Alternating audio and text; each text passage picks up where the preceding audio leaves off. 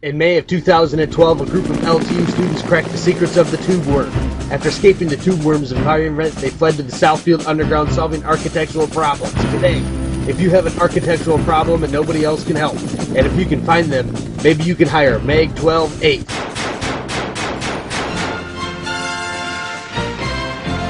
To hone our skills in prototype development, we visited various manufacturing facilities which inspired us to use lamination as a technique to refine the prototyping process. Together with further form exploration, we were able to arrive at a clean and integrated solution of developing the unit.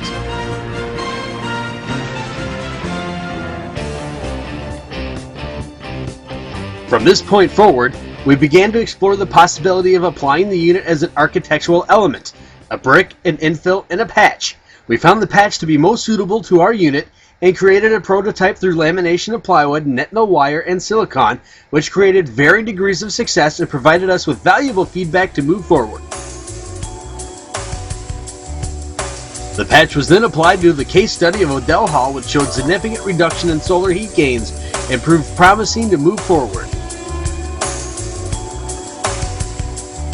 Our accumulated feedback from the previous memos have allowed us to evolve our prototype, both in form and in production. The unit evolved from that of a gill-like structure towards a more simplistic unit, with the addition of a filtering membrane, and now to a more three-dimensional unit that we believe attains more sophisticated characteristics.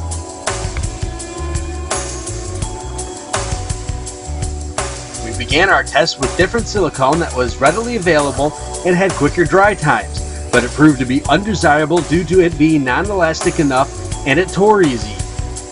We then began to test the form and structure of the unit by organizing the structural plywood, net-no wire, and bimetal strips in different setups to achieve composition that produced the best performance.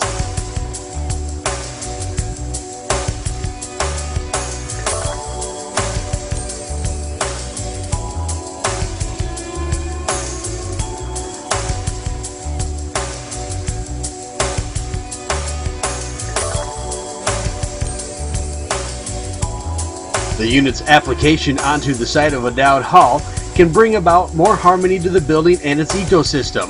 From the shade analysis, we can see that a large open space surrounding Odell Hall not only means a lot of direct heat on the building during the summertime, it also means very little shelter connecting it to its neighbor and the neighboring buildings, making it particularly uncomfortable to be outside during the summer. This results in high thermal conductivity in the open area surrounding the building.